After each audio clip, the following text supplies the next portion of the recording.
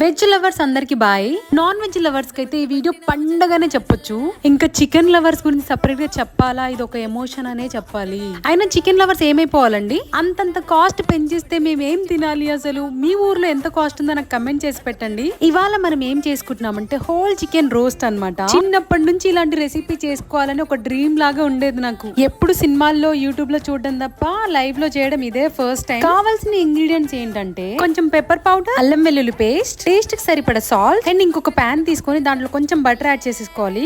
Butter melt అయిపోయిన తర్వాత దాంట్లో కొంచెం డిల్ యాడ్ చేసుకొని ఫ్రై చేసేసుకోవాలి. చూపించిన విధంగా ఫుల్ గా మ్యారినేట్ చేసేసి ఒక గంట సేపు ఫ్రిడ్జ్ లో రెస్ట్ ఇచ్చేద్దాము. ఆ తర్వాత ఎయిర్ ఫ్రైయర్ లో రోస్ట్ చేసుకోవడమే.